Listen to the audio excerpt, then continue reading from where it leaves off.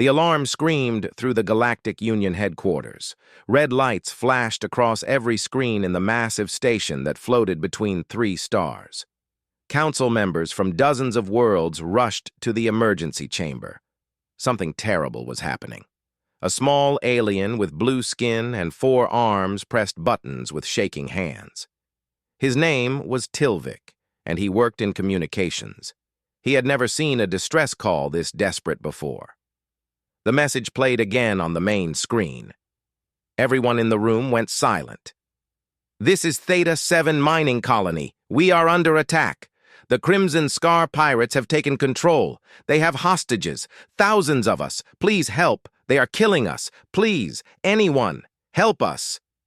The voice belonged to a Velen. The Velen were a peaceful species. They had soft gray skin and large eyes. They were gentle creatures who had never fought a war. Their bodies were fragile. Even a small injury could kill them. Now they were prisoners of the most violent pirates in the galaxy. Tilvik looked at the council members. "The message came 2 hours ago. We have been debating what to do."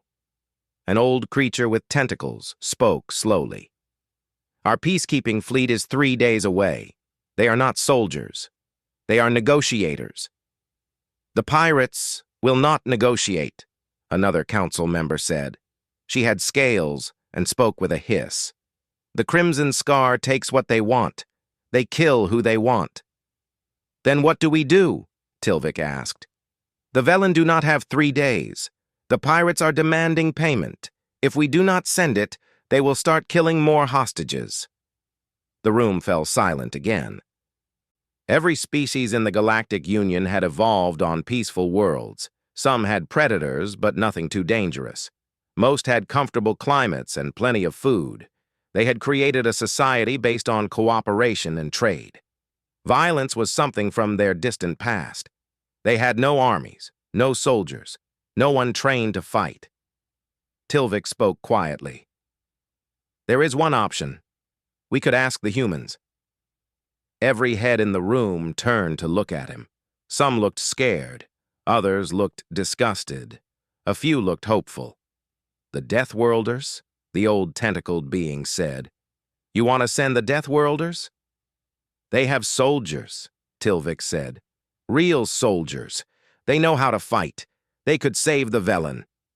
"They are dangerous," the scaled council member hissed. "Have you seen their world? Earth is a nightmare planet. Extreme temperatures, violent weather, poisonous creatures everywhere. The humans evolved to survive in hell. That is why we keep them isolated." "But they are part of the Union now," Tilvik argued. "We accepted them 15 years ago. Maybe this is what they are for." The debate continued for another hour. Finally, they voted. The humans would be contacted. Tilvik sent the message himself. His hands shook as he typed. He had never spoken to a human before. None of them had. Humans mostly kept to themselves. They knew the other species feared them. The message was simple. "Hostage situation on Theta 7. Velen civilians in danger. Request immediate military assistance." The response came back in less than 10 minutes. It was short. "Help is coming. Earth Defense Command."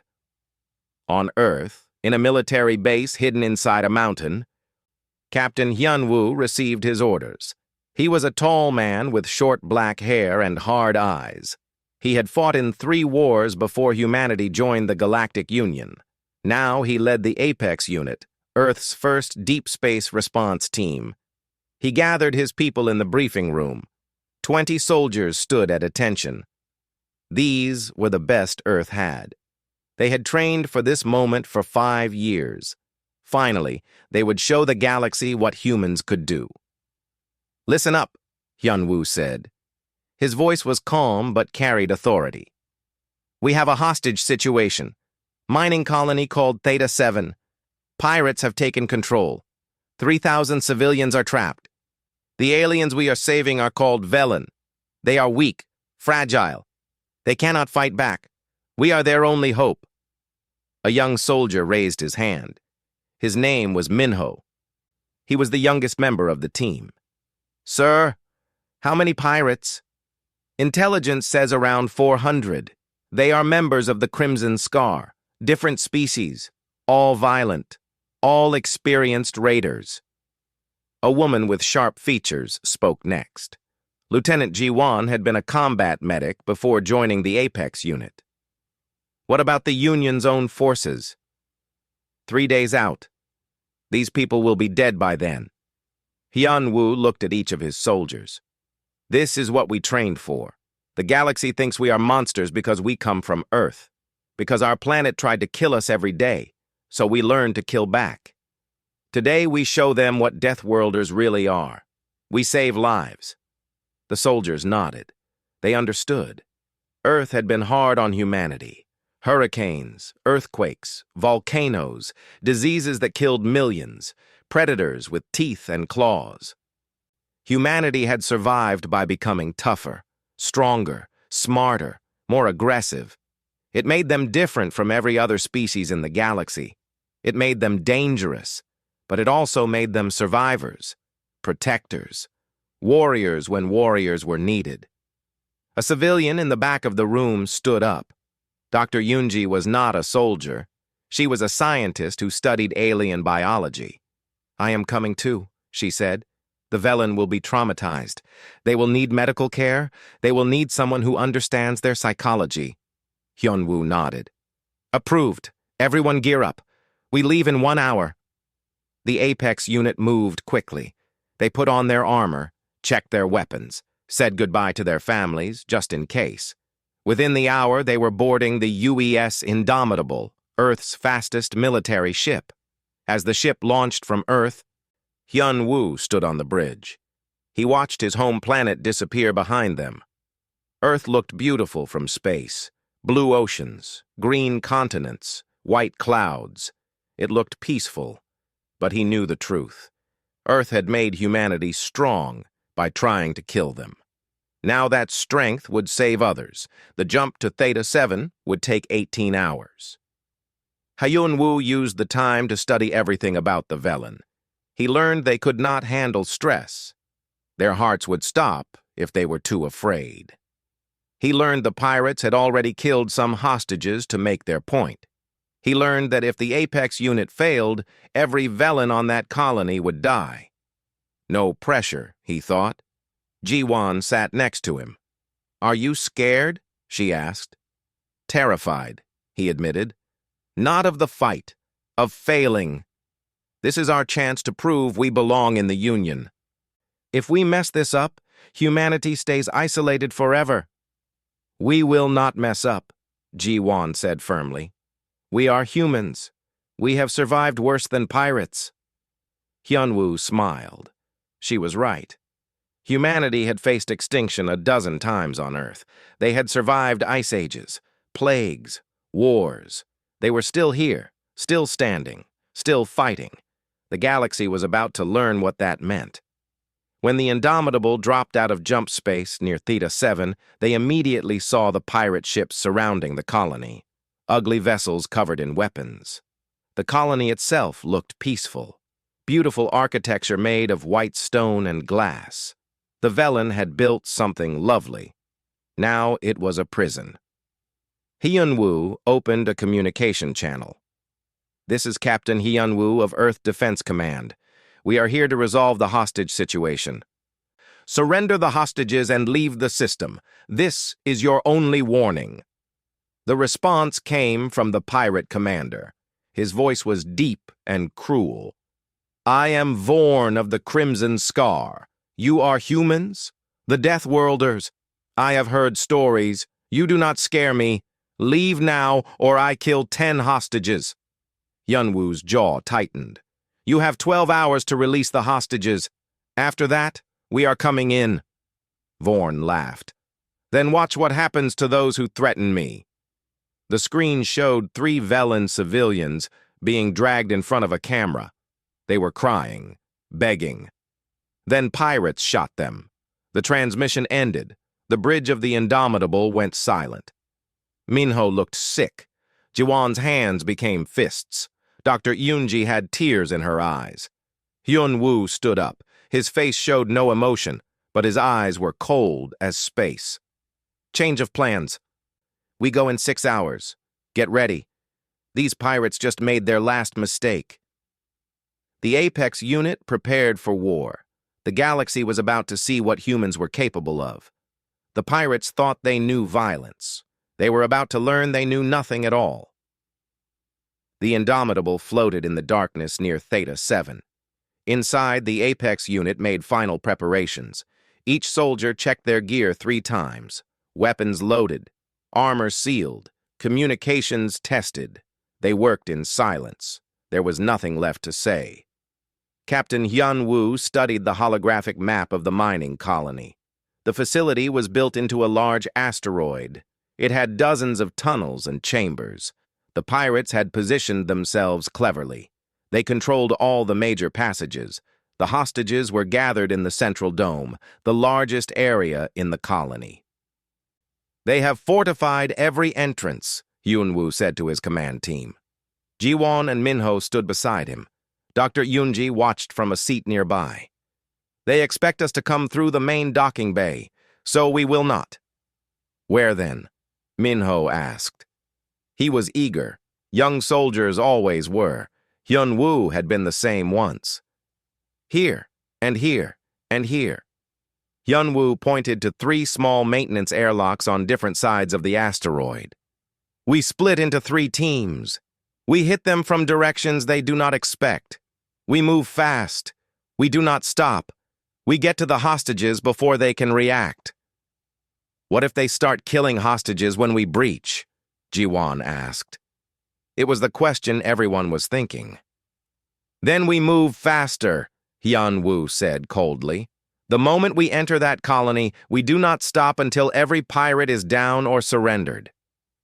Speed is everything. Dr. Yoonji raised her hand like a student in class. What about me? Where do I go?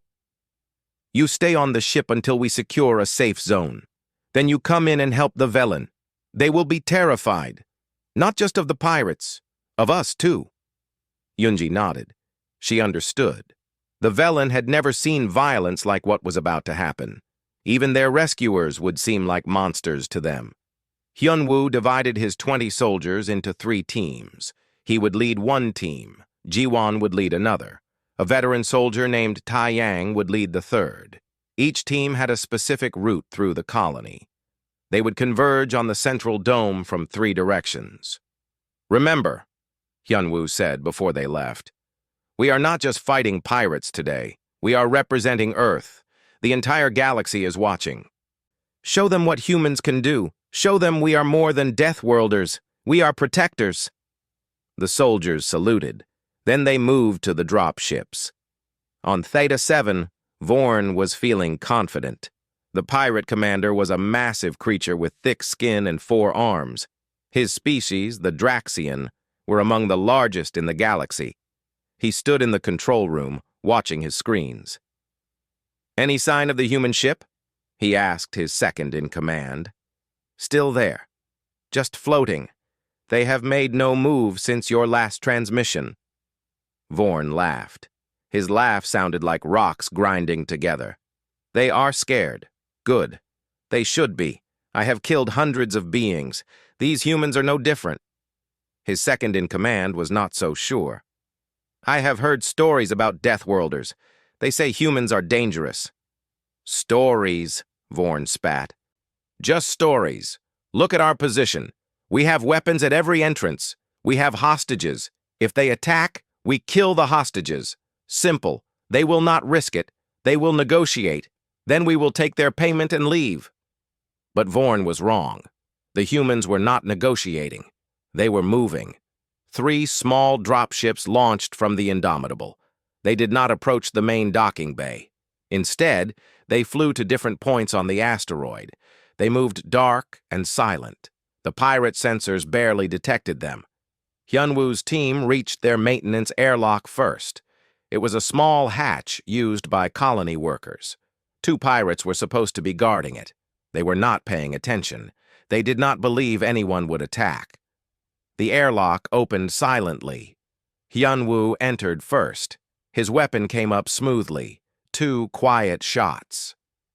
Both pirates dropped. They never even saw him. The rest of his team flowed in behind him like water. They moved through the narrow corridor with practiced efficiency. At the second airlock, Ji-won's team encountered their first real resistance. 4 pirates were playing some kind of game when the humans burst in. The pirates reached for their weapons. They were too slow. Ji-won's team fired with precision. 4 shots. 4 pirates down. The entire engagement lasted 3 seconds. Taeyong's team had the hardest entry. Their airlock led into a storage area where a dozen pirates were organizing stolen goods. When the humans came through, there was actual fighting. The pirates fired back. Energy blasts filled the air. But the humans moved like nothing the pirates had ever seen. They rolled, dodged, advanced under fire. Their armor absorbed hits that should have killed them. Within 30 seconds, all 12 pirates were either dead or surrendering. Alarms started blaring throughout the colony. Vorn jumped up from his seat. "What is happening?" "Multiple breaches. The humans are inside. They came through the maintenance locks." "How many?" "We are not sure. Maybe 20. But, sir, they are moving so fast. They have already cleared 3 sections." Vorn felt something he had not felt in years. Fear. "Send everyone to the central dome. Protect the hostages. If the humans get close, we start executing prisoners." His orders went out. Pirates throughout the colony abandoned their positions and rushed toward the central dome. This was exactly what Hyun-woo wanted. He knew pirates were not real soldiers. They would panic. They would cluster together. That made them easier targets. Minho's squad encountered a group of 10 pirates running through a corridor. The pirates saw the humans and opened fire wildly. Minho did not even slow down. He had a heavy weapon that fired explosive rounds. 3 shots. The corridor filled with smoke and noise. When it cleared, the pirates were gone. "Contact left," one of Minho's soldiers shouted. More pirates were coming from a side passage. But these ones were smart. They took cover and fired carefully. One of the human soldiers took a hit to the shoulder. His armor held, but the impact spun him around. Minho pulled a small metal ball from his belt. A grenade. He threw it with perfect accuracy. It bounced once and landed exactly where the pirates were hiding. The explosion was precise, controlled. When they checked, all the pirates were down. "How is your arm?" Minho asked the injured soldier. "Bruised. I will live. Keep moving." They did. The Apex unit did not stop for injuries that were not critical. Speed was everything. Ji-won's team reached the medical section of the colony. Inside, they found 20 Velen who had been separated from the main group. The Velen were huddled together, shaking with fear. When they saw the humans, they screamed. Ji-won immediately lowered her weapon.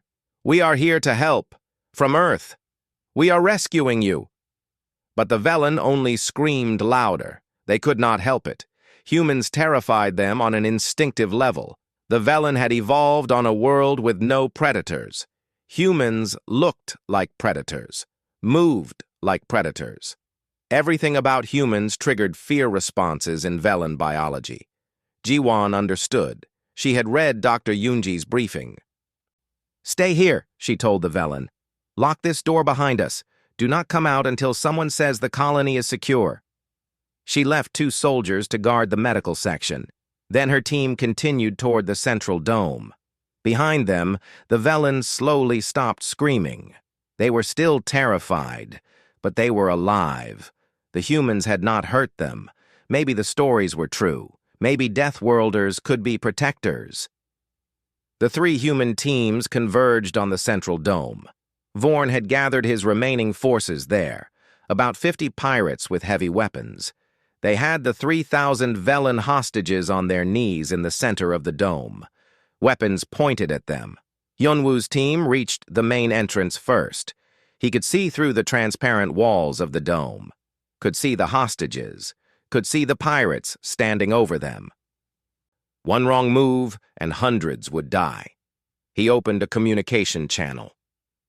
Vorn, this is Captain Hyunwoo. Your forces outside the dome are gone. You are surrounded. Let the hostages go. You and your people can leave on your ships. This is your last chance. Vorn's voice came back angry and desperate. You killed my people. No, most surrendered. We have about 300 prisoners. Only those who kept fighting are dead. You can join the prisoners or join the dead. Choose. If you come in here, I will kill them all. Hyunwoo looked at Ji-won. She had positioned her team at the east entrance. Taeyang was at the west entrance. They were waiting for his signal. Hyunwoo made the hardest choice of his career. Then you die too. We are coming in. All entrances. 3 seconds. You are bluffing, Vorn shouted. 1, Hyunwoo counted. Vorn grabbed a Velen hostage, put a weapon to its head. I will do it. 2. The pirate commander looked around wildly. The humans would not really attack. Would they? Not with hostages at risk. No one was that crazy. But Vorn did not understand Deathworlders. On Earth, humans had learned a terrible truth. Sometimes you had to risk everything to save anything. Sometimes you had to be brave enough to act when others froze. 3. All 3 entrances to the dome exploded inward. The humans had placed breaching charges while they talked. The charges were small, precise. They blew the doors but did not hurt anyone inside. The explosions created smoke and confusion. Perfect cover. The Apex unit poured into the dome like a storm. They moved between the hostages and the pirates before Vorn could even process what was happening.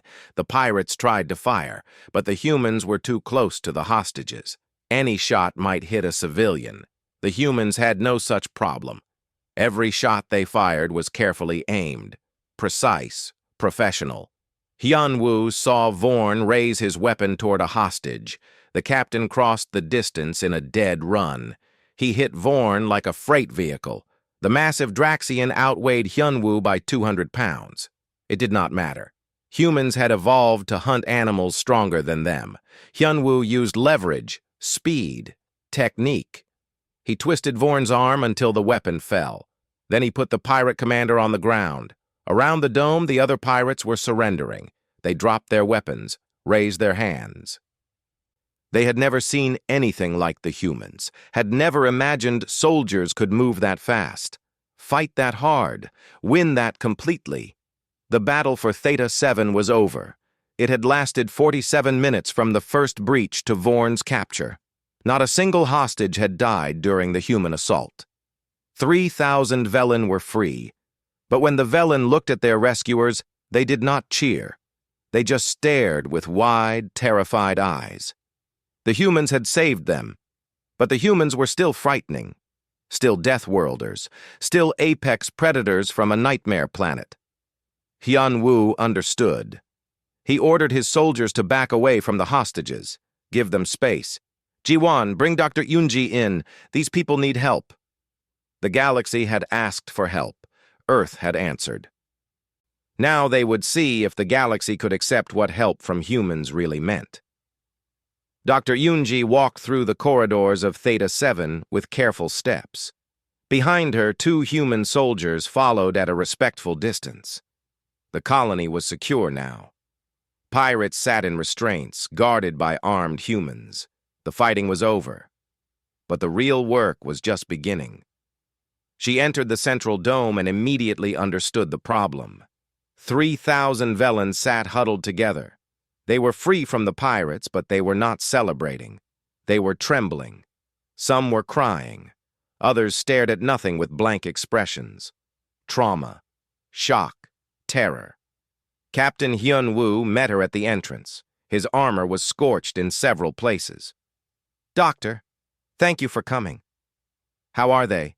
Yoonji asked, though she could see the answer. Physically unhurt, emotionally destroyed. They are more afraid of us than they were of the pirates. Hyunwoo's voice held sadness. We saved them, but we still scare them. Yoonji touched his arm gently. Give them time. Fear is instinctive. Trust is learned. Let me work. She walked slowly toward the Velen. She was not wearing armor, just simple clothes. She made herself small, non-threatening. She sat down on the floor 20 feet away from the nearest Velen. Then she waited. One of the Velen, braver than the others, slowly approached. It was an older one with gray skin that had started to turn white with age. It spoke in a quiet, musical voice. "You are human? A Deathworlder?" "Yes," Yunji said softly. "My name is Yunji. I am a doctor. I study how different species think and feel. I want to help you. You killed the pirates. My friends did, the soldiers. They are trained to protect people. They did not want to hurt anyone, but the pirates would not surrender." The elderly Velen sat down, still keeping distance. "I have never seen violence like that. My people do not fight. We cannot. Our bodies are too fragile. Our hearts stop if we are too stressed. When your soldiers came in, I thought my heart would stop then too. But you saved us."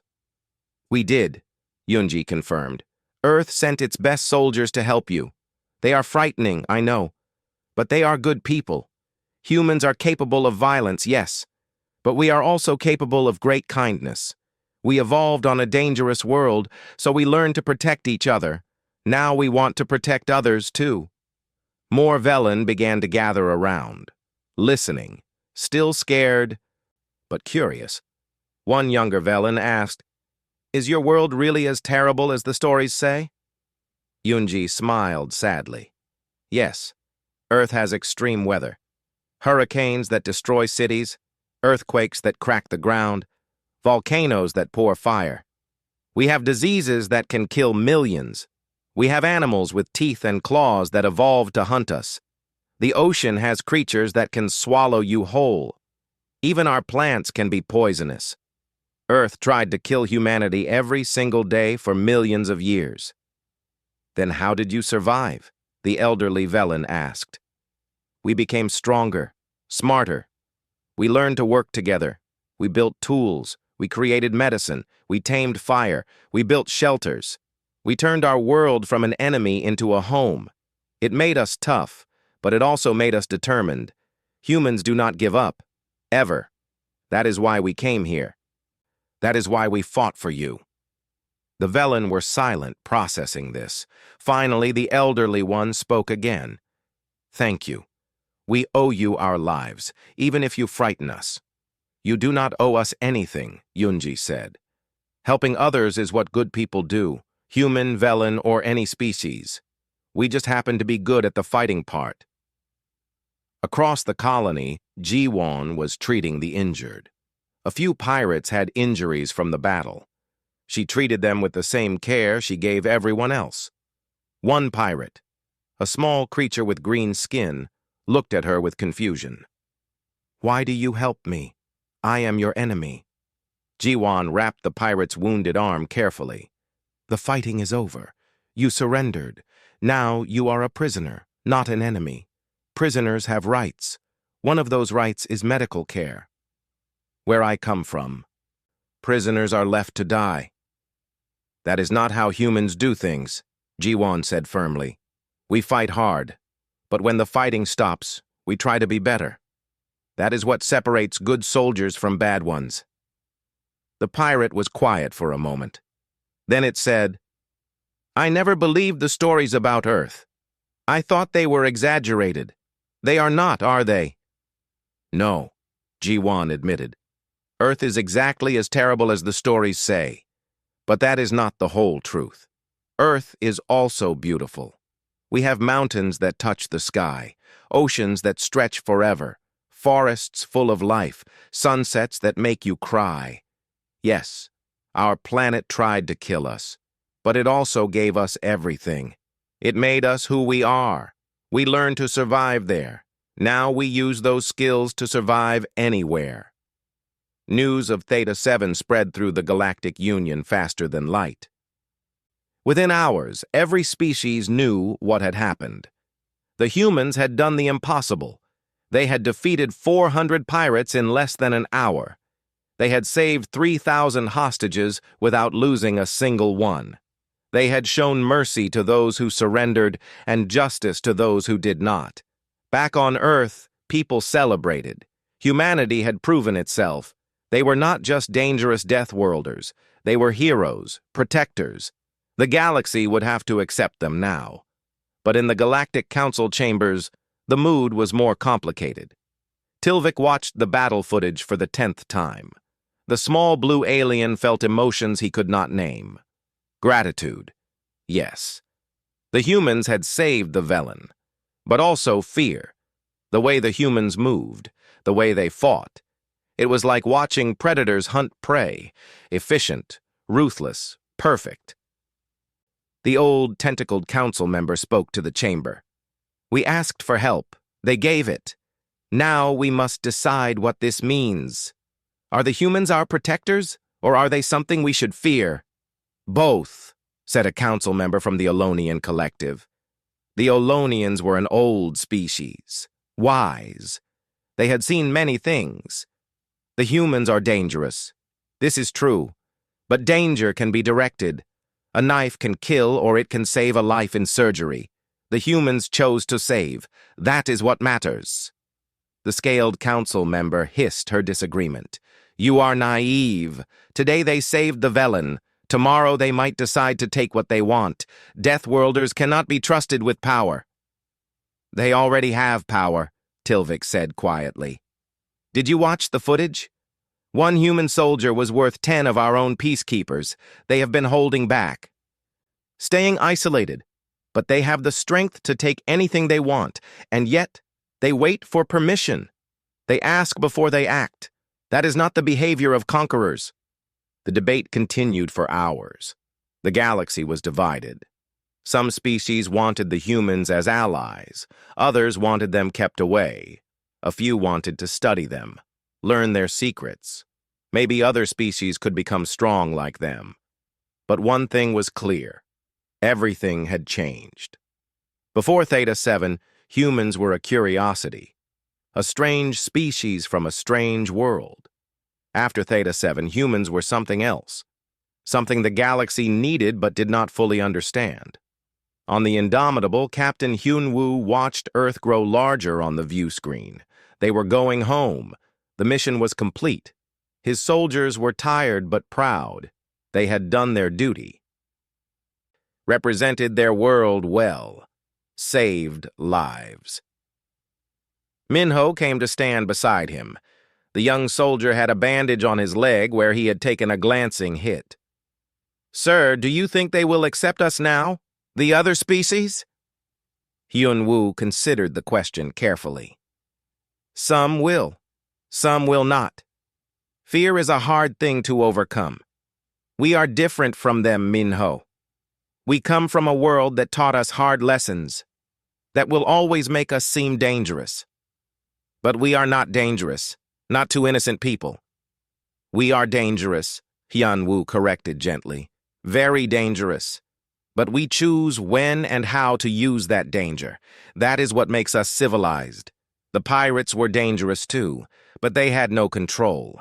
No purpose beyond greed. We have purpose. We protect. That is the difference.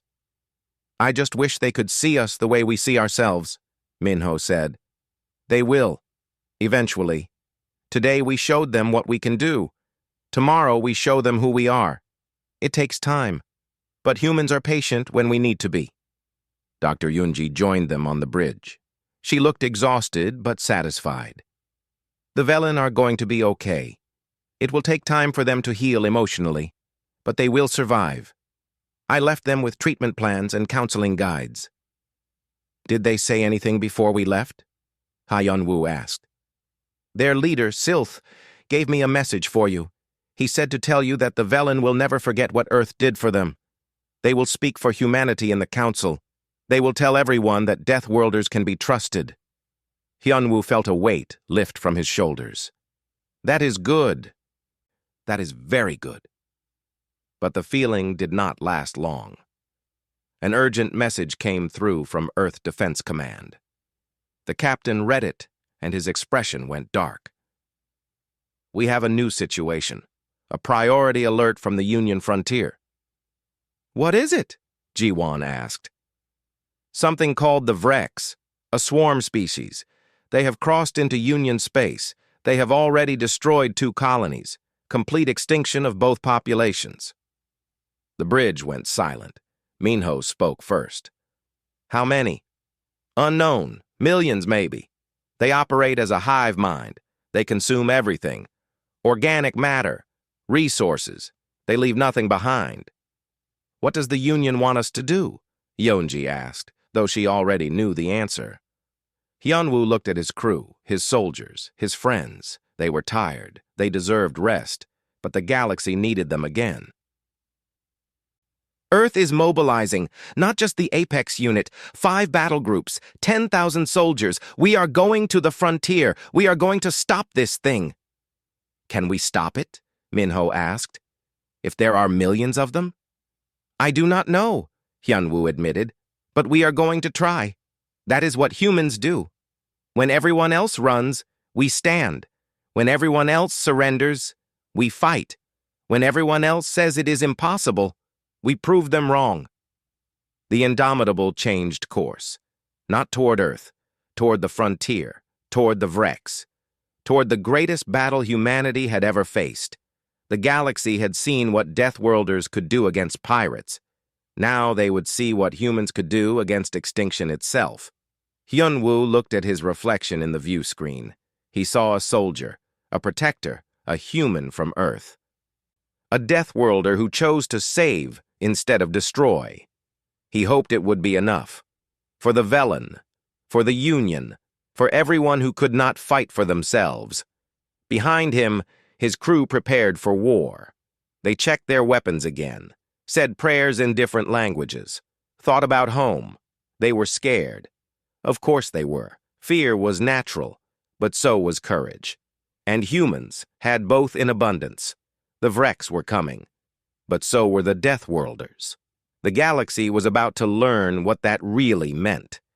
The Vrex came like a plague. They arrived at the frontier colony of Talresh on a Tuesday morning. The colony had 6 million inhabitants. By Tuesday evening, it was empty, not destroyed. Empty. The Vrex consumed everything. Buildings, plants, animals, people. They left behind only bare rock. Across the Galactic Union, panic spread. The Vrex were not conquerors who wanted territory. They were not raiders who wanted treasure. They were a force of nature, a swarm that ate and grew and moved on. And they were heading deeper into Union space. The Union fleet tried to stop them at Talresh. 300 peacekeeping ships. They carried diplomats and negotiators, people trained to talk and find peaceful solutions. The Vrex did not talk. They did not negotiate. They swarmed over the Union ships like insects.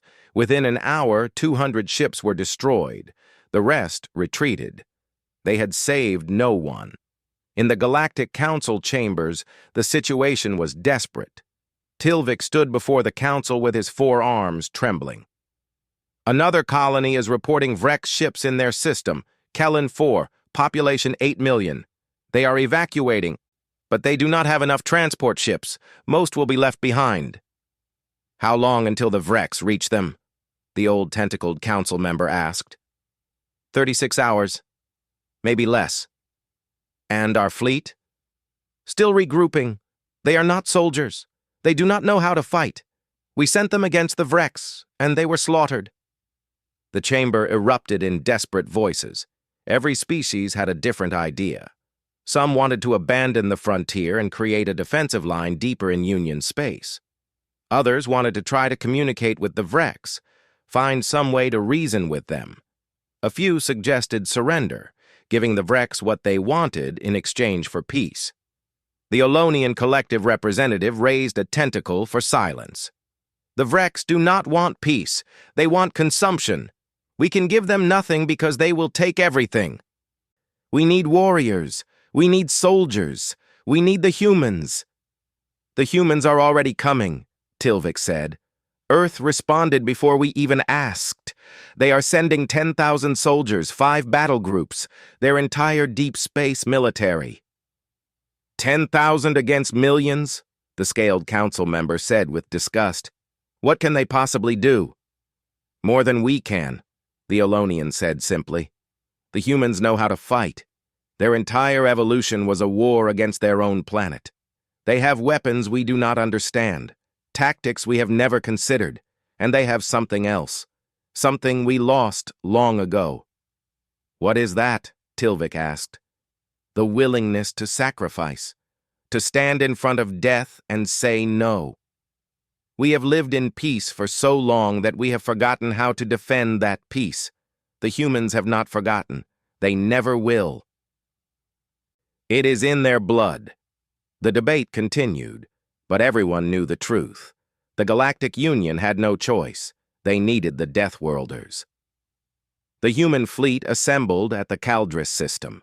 It was the last major system before the Vrex reached the heart of Union space. If the Vrex broke through here, 300 billion civilians would be in their path. There was nowhere left to run.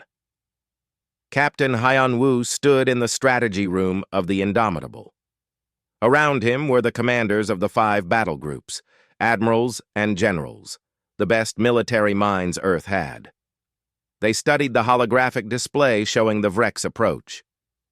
Intelligence estimates 40 million Vrex ships, Admiral Sung said.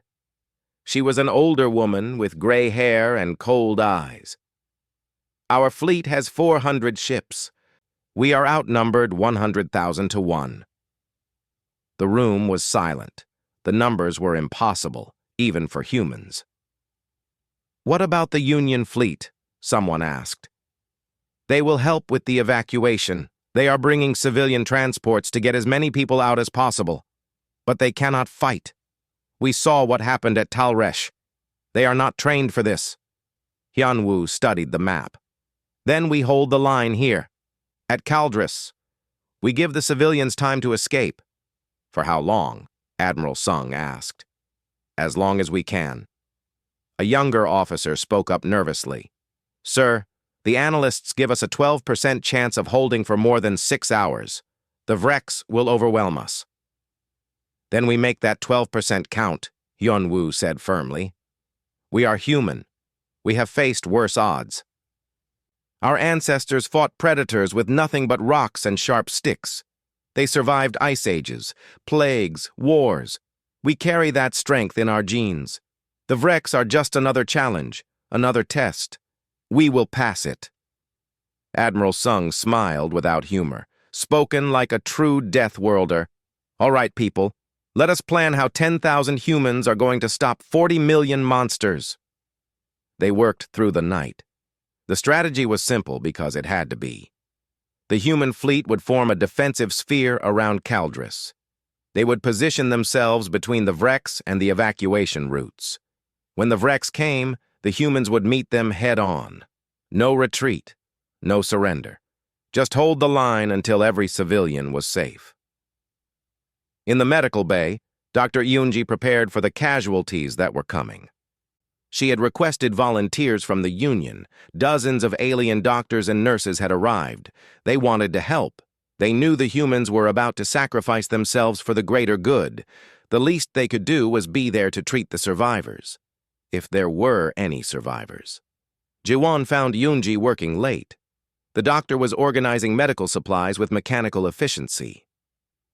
You should rest, Jiwon said gently. I cannot. There is too much to do. When the wounded start arriving, we need to be ready. When the wounded start arriving, you will need your strength. Come.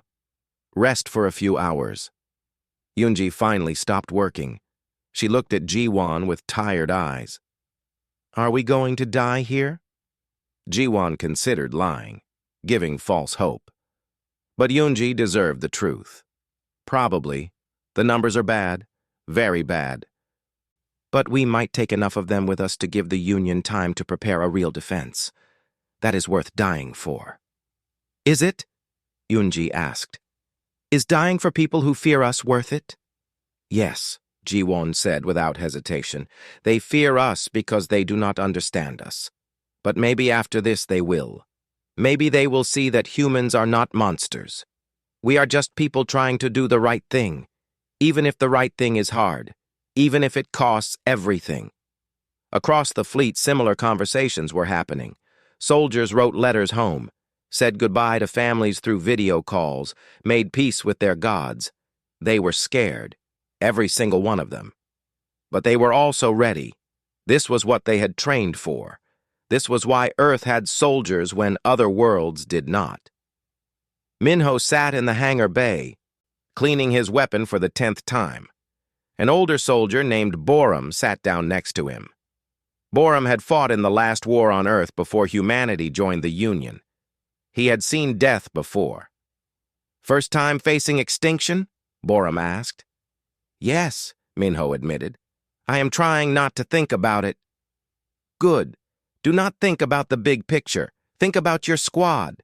Think about the person to your left and your right. Keep them alive. Let the officers worry about the strategy. You just focus on your job, one moment at a time." "Were you scared? In your first battle?"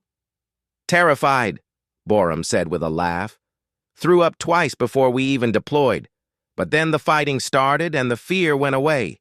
Training took over. Instinct took over. You will be fine, kid. You are human. Fighting is in our DNA." The Vreks arrived at Caldris exactly when predicted. They came in a swarm so large it blocked out the stars. The sensors on the human ships could barely process the numbers. Millions upon millions of organic ships, living vessels that moved and thought as one. Admiral Sung broadcast to the entire fleet. "This is it, people. The moment we have been preparing for. Behind us are 8 million civilians evacuating. They need time. We are going to give it to them. Today we show the galaxy what humanity means.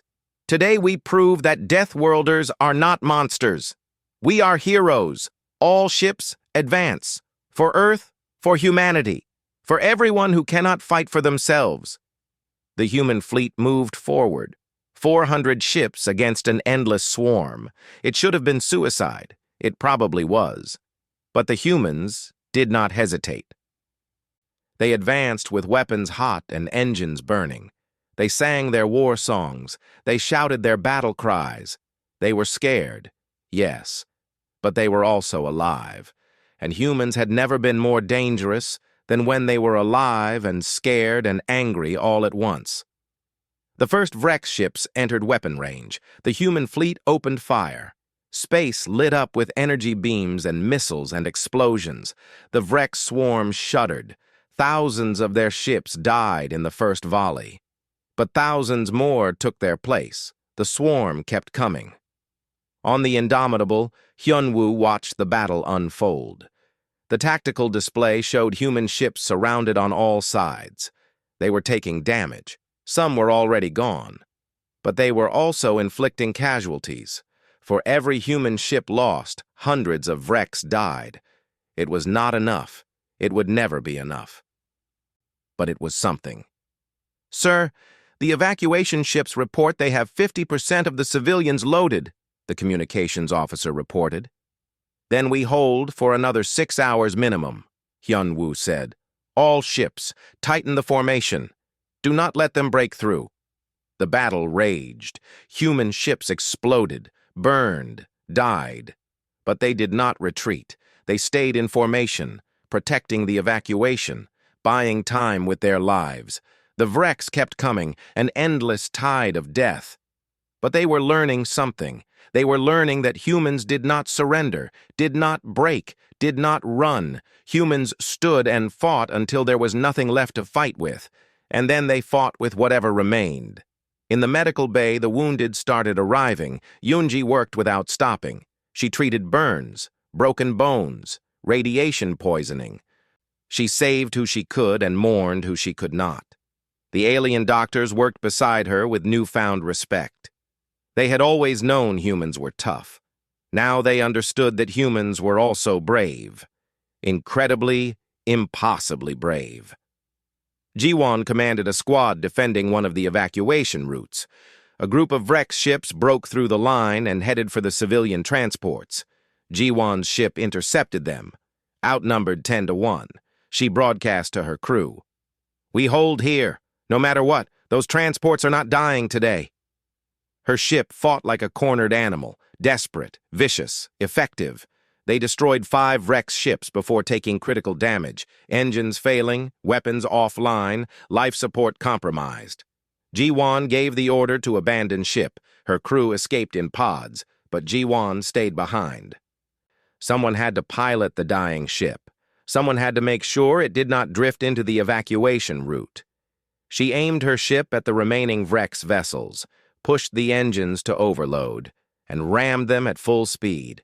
The explosion destroyed 4 more Vrex ships and created a debris field that blocked the route for hours, long enough for the transports to escape. Ji-Wan's last thought was that she hoped someone would tell her family she died well, that she died human. The battle continued, hour after hour. The human fleet was reduced to 300 ships, then 200, then 100. But the evacuation was complete. Every civilian was away, safe. The mission was accomplished. Admiral Sung broadcast one final order. All ships, this is the Admiral. The civilians are safe. We have done our job. But the Vrex must be delayed further. High Command is preparing a defensive line at the Arios system. We need to give them time to fortify. I am ordering all ships to continue engagement. Fight until you cannot fight anymore. Then fight some more. It has been an honor serving with you all. For Earth. For Earth, 10,000 voices echoed. The human fleet charged into the center of the Vrex swarm. They were not trying to survive anymore. They were trying to hurt, to maim, to teach the Vrex that conquering Union space would cost them dearly. Every human ship became a missile. Every soldier became a weapon. They fought with the fury of a species that had been fighting for survival since the first ape picked up a bone and used it as a club. The Vrex learned fear that day. True fear. They were a hive mind that had consumed 1,000 worlds. But they had never met humans before. They had never met a species that would rather die than submit, that would sacrifice everything to protect others. The Vrex consumed the human fleet, yes, but it cost them millions of their ships, days of delay, and something else, something harder to measure. It cost them the belief that they were unstoppable. When the battle ended, only 3 human ships remained. The Indomitable was one of them. Barely. Captain Hyun-woo looked at his battered crew, looked at the empty seats where friends had been. They had lost 7,000 soldiers, 7,000 brave souls who would never go home. But they had saved 8 million civilians. They had delayed the Vrex long enough for the Union to prepare. They had won. Hyun-woo broadcast to the remaining ships and to Earth. His voice was tired but strong. This is Captain Hyun-woo. The Battle of Caldris is over. We have completed our mission. The civilians are safe. The Vrex advance is delayed. To those we lost, we honor your sacrifice. You showed the galaxy what humanity truly is. Heroes, protectors, Deathworlders who chose to save rather than destroy. I hope that was enough. I hope they understand us now. For Earth. Forever. On Earth, people wept. They wept for the dead, but they also felt pride. Their people had saved 8 million lives, had proven that humans belonged in the stars, not as conquerors, as guardians. The price was terrible, but it was paid willingly. That was what made humans special, not their strength, their sacrifice. The memorial service was held on Earth, but the entire galaxy watched. Representatives from every species in the Union attended. They stood in a vast field where 7,000 markers had been placed. Each marker bore a name, a human name, a hero's name. The sky was gray. Rain fell softly. It felt appropriate. The universe was mourning. Tilvik stood among the crowd. The small blue alien with 4 arms held flowers from his home world. He had come to pay his respects, to honor the humans who had died saving his people and countless others. He was not alone. Millions of aliens had made the journey to Earth. They wanted to see the death world that created such warriors. They wanted to understand. A human woman approached the podium. She wore a military uniform with medals. Her name was Admiral Sung. She had survived Caldris in one of the 3 remaining ships. Her voice was steady, but her eyes held deep pain. "We are gathered to honor the fallen," she began. 7,000 humans who gave their lives at Caldris. They knew the odds. They knew they probably would not survive. They went anyway, because that is what humans do. When others cannot fight, we fight for them. When others cannot stand, we stand for them. When others cannot save themselves, we do it for them. She paused, looked at the markers spreading across the field. Earth made us hard. Our planet tried to kill us with storms and diseases and predators. We survived by becoming stronger, tougher, more determined. The galaxy calls us Deathworlders. They say it with fear. But I hope after Caldris, they say it with understanding. We are not monsters. We are not killers. We are survivors who learn to protect others. The crowd was silent. Many were crying, not just humans, aliens too. They finally understood what they had been so afraid of. Humans were dangerous, yes, but that danger was directed outward, toward threats, toward evil, never toward the innocent. Admiral Sung continued. Captain Hyan Wu led the defense of Caldris. He stayed on the Indomitable until the end, coordinating the battle. When his ship was destroyed, he transmitted one final message.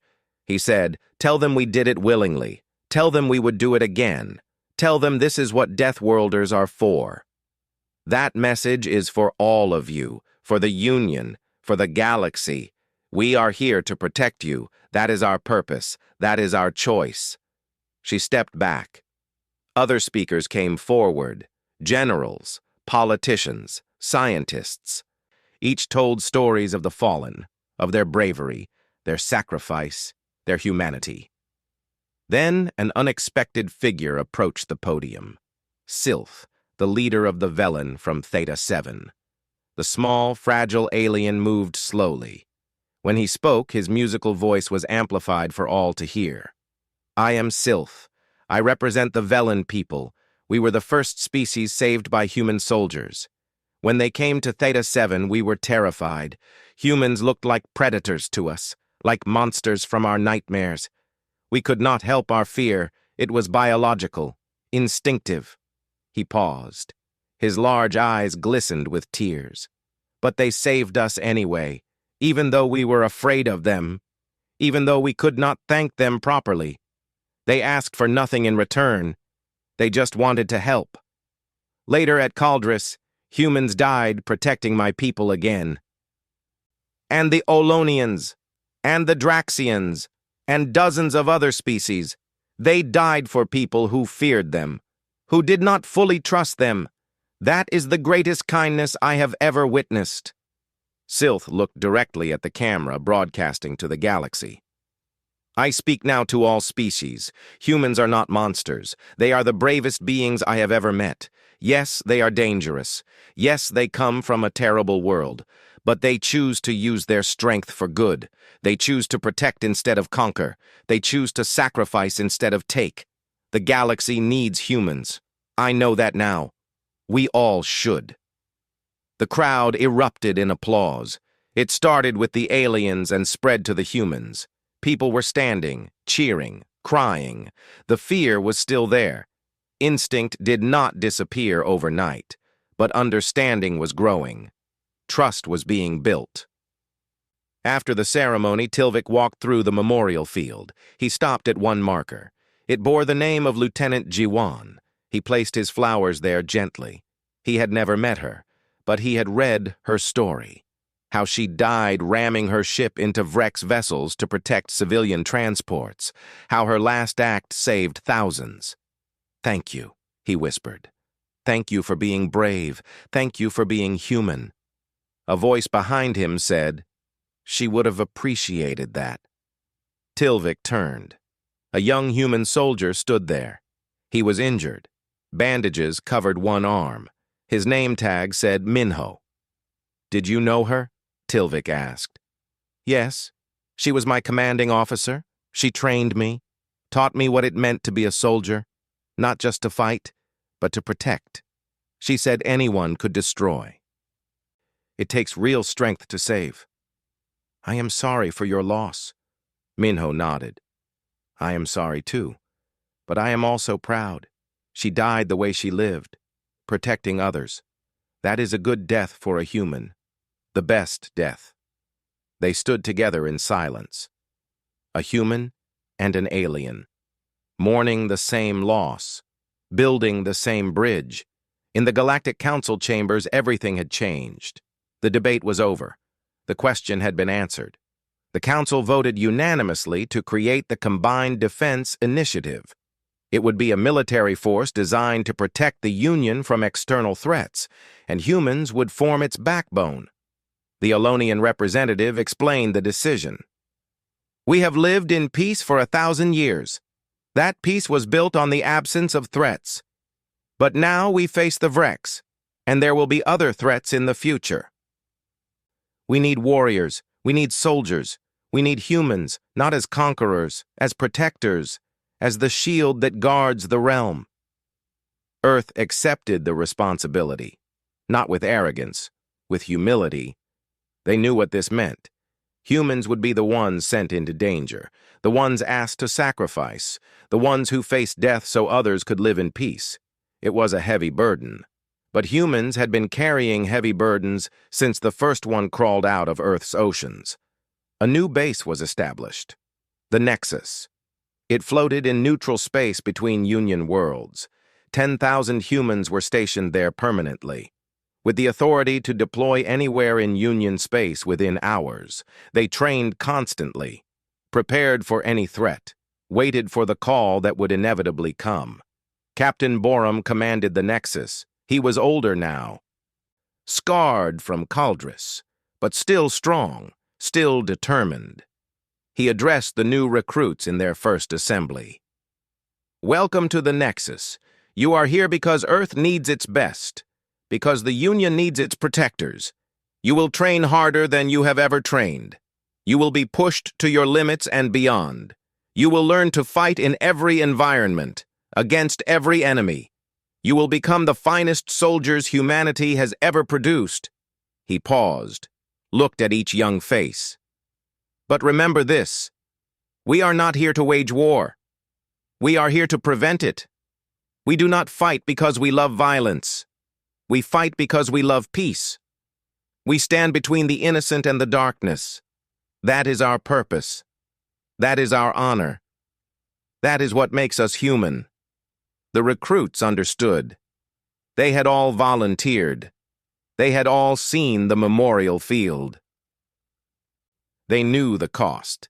They accepted it anyway, because they were human, because Earth had taught them that survival meant sacrifice, that strength meant responsibility, that being dangerous meant choosing when and how to use that danger. Dr. Yunji became the head of xenobiology for the initiative. She studied every known species, learned their strengths and weaknesses, not to exploit them, to protect them better. She trained human soldiers in alien psychology, taught them to understand the beings they were defending. One day, a young soldier asked her, "Why do we protect species that fear us? Would it not be easier to just stay on Earth?" Yunji smiled. Yes, it would be easier. But humans have never chosen the easy path. We could have stayed in the caves, stayed in the trees, but we climbed down, walked upright, explored the world. We could have stayed on Earth, but we reached for the stars. Easy is not the human way, good is the human way, and protecting others is good. Months passed. The Vrex threat was contained. The Union established a fortified border. The swarm tested it several times. Each time, human soldiers drove them back. The casualties were high, but the line held. And each battle taught the Union more about warfare, about defense, about survival. Other threats emerged. Pirates still raided. Rogue AI attacked settlements. Natural disasters struck colonies. Each time the initiative responded, sometimes with force, sometimes with aid, always with humanity's particular blend of toughness and compassion. The galaxy slowly changed. Species that had evolved in peace were learning from species that had evolved in conflict. They did not become warriors themselves, they did not need to. They had humans for that. But they became braver, stronger, more resilient. They learned that peace was not the absence of conflict, it was the willingness to defend what mattered. And humans learned too. They learned that strength without purpose was just violence, that being a Deathworlder meant understanding death, which meant valuing life. They learned that the galaxy was not just something to survive, it was something to be part of, to protect, to love. 10 years after Caldrus, Minho commanded his own unit. He was older now, a captain, decorated, respected. He stood on the bridge of his ship, watching a peaceful Union colony below. Children played in parks, families walked on streets, markets bustled with trade. It was beautiful, peaceful, safe. His second-in-command asked, "Do you ever regret it? The military life? The constant danger?" Minho thought about his fallen friends, about Ji-won, about Hyunwoo, about the 7,000 who died at Caldrus. "No," he said finally, "this is what we are for. This peace below us exists because we stand guard above it. That is enough. That has always been enough." On Earth, a new monument was built. It stood beside the memorial field. It showed a human soldier standing with arms outstretched, protecting, shielding. One side of the statue was rough and scarred, the other side was smooth and peaceful. Beneath it, words were carved in every Union language. They came from a world of death. They chose to bring life. They were forged in violence. They chose to create peace. They were called monsters. They proved themselves heroes. These are humanity. These are Deathworlders. May we never forget what they sacrificed. May we always remember what they protected. May we honor their choice to be shields instead of swords. Tilvik visited the monument every year. He brought flowers, said prayers, remembered. Other aliens did too, thousands of them, then millions. The memorial became a pilgrimage site, a place where the galaxy came to understand humanity, to thank them, to honor them. And on the Nexus, human soldiers continued their watch. They trained, they waited, they protected. They were ready for the next threat, the next battle, the next sacrifice, because that was their purpose, their choice, their gift to a galaxy that had feared them but now trusted them. In the command center, a young lieutenant asked Captain Borum, "Sir, do you think we will ever not be needed? Do you think the galaxy will ever be safe enough that we can stop?" Borum looked at the star map showing Union space. So many worlds, so many lives, all depending on human strength to survive. "Maybe someday," he said, "maybe the galaxy will evolve past the need for soldiers. Maybe peace will become permanent. But until that day comes, we stand ready. We are the watchers on the wall, the shields in the darkness, the Deathworlders who chose to protect instead of destroy." "And if that day never comes?" the lieutenant asked. "Then we do this forever, gladly, because we are human, and this is what humans do." Above them, the stars shone eternal, cold, distant, beautiful. And between those stars, across the vast darkness of space, humanity stood guard. Not because they were forced to. Not because they sought glory, but because someone had to. Because strength without responsibility was tyranny. Because being dangerous meant nothing if you did not use that danger for good. Earth had made them Deathworlders. They had made themselves heroes. And the galaxy slept safer knowing they were out there, watching, waiting, ready to sacrifice everything to protect those who could not protect themselves. That was the answer to the question the galaxy had asked. What were Deathworlders for? They were for this. for standing between the innocent and the darkness, for being strong so others did not have to be, for carrying the burden of violence so others could live in peace, for being human in a galaxy that needed humanity, even if it did not always understand it. And in the memorial field on Earth, the rain continued to fall. 7,000 markers stood eternal, 7,000 names, 7,000 heroes who had shown the galaxy what Deathworlders truly were, not monsters, not killers, just people, human people, who chose to be good when they could have been terrible, who chose to save when they could have destroyed, who chose to sacrifice when they could have survived. That was the legacy of Caldris. That was the gift of Earth to the stars. That was humanity's answer to a universe that had asked for help. They came. They fought. They died. They saved everyone. And they would do it again. Forever if necessary. Because that was what Deathworlders were for.